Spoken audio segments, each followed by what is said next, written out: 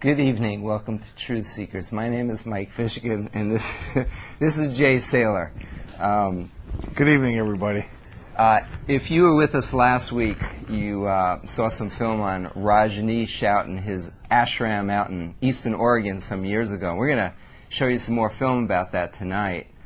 Before we get into that, however, and by the way, we're live. It's Saturday night, May 14th, 7 o'clock. So you guys can call in and give us your comments as you usually do.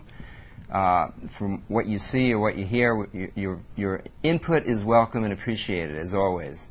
And I don't know if you noticed this week, Jay, but I think it was Wednesday, there was another write-up in the Oregonian about intelligent design. And this one was a column by some guy named Page, I think. And he was saying that intelligent design is really in the realm of religion, and science is over here, which is the typical response you get from people who don't want to confront the fact that 30% of the biologists teaching in America see that intelligent design. That's a figure used by a retired biology teacher who's an evolutionist. And it's interesting, we'll connect Rajneesh and evolution a little bit with intelligent design and evolution and how they play a big difference in the way we think.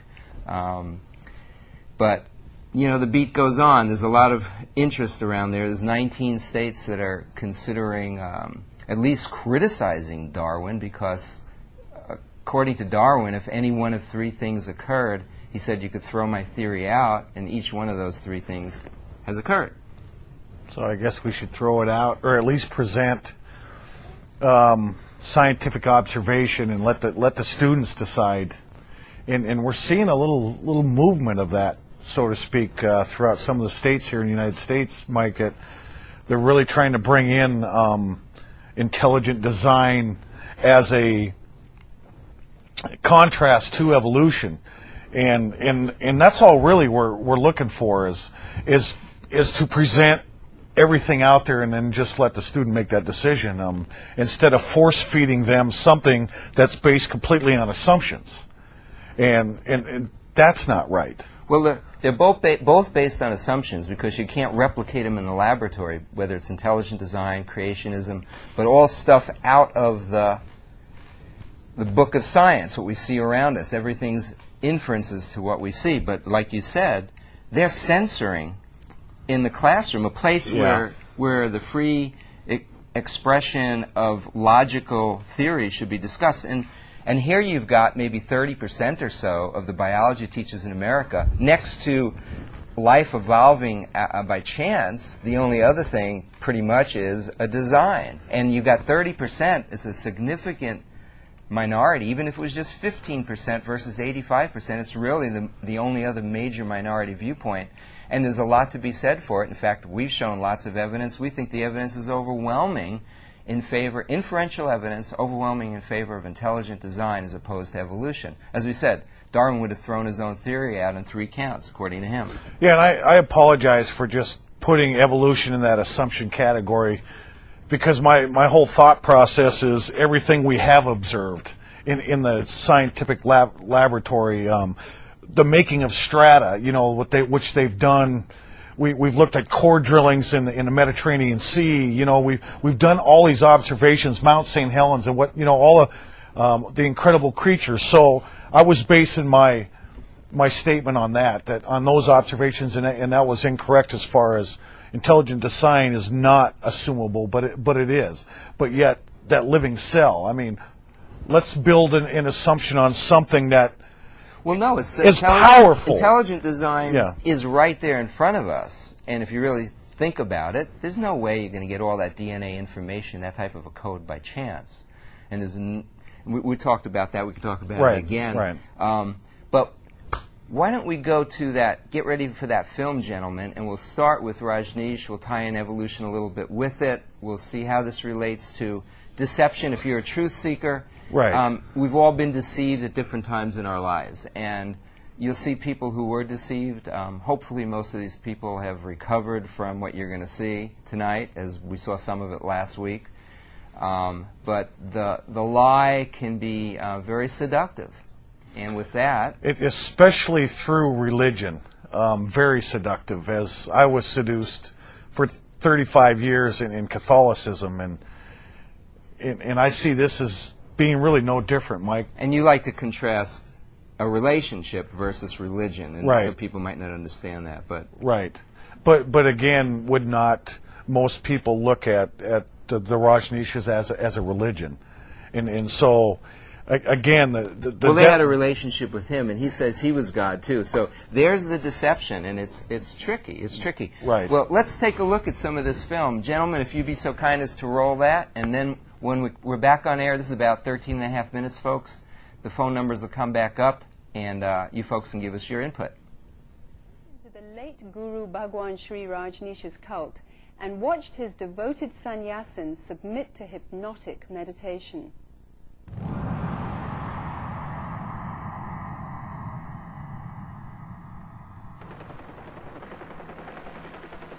वहाँ सूरज है वहाँ चाँद है ओ भगवान वही हमारा प्रेम वहाँ सूरज है वहाँ चाँद है ओ भगवान वही हमारा प्रेम. His name is Bhagwan Sri Rajneesh.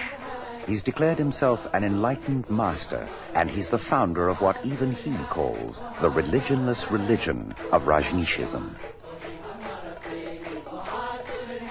Because he's promised these disciples a spiritual utopia, hundreds of thousands of them have willingly given up their lives to become submissive servants to the man they call Master.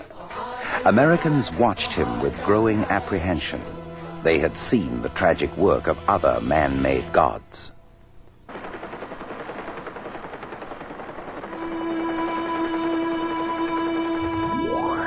This man so twisted the minds of his followers that they killed themselves and their children in a monstrous mass suicide.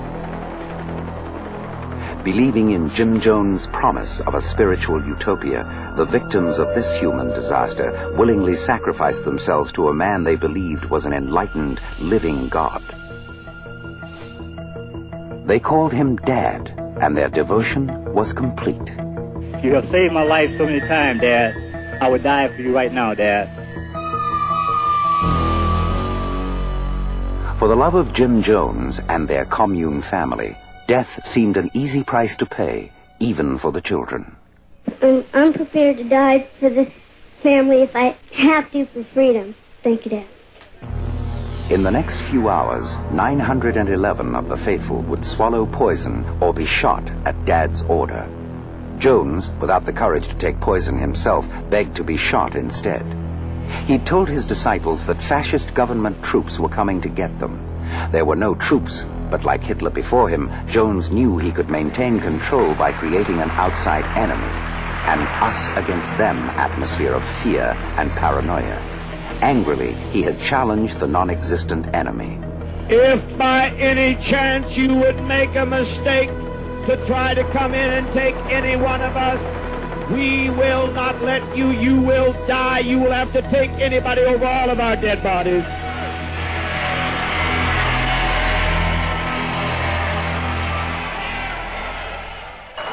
Both Jones and Rajneesh share inescapable parallels with another charismatic figure.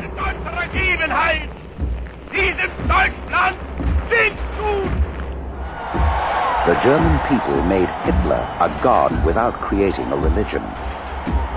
He became a messiah with his own twisted cross, a savior with his own holy book, a pope with his own black priesthood. Like Rajneesh and Jones, Hitler promised a utopian world. An entire society sacrificed their freedom and their lives to serve him.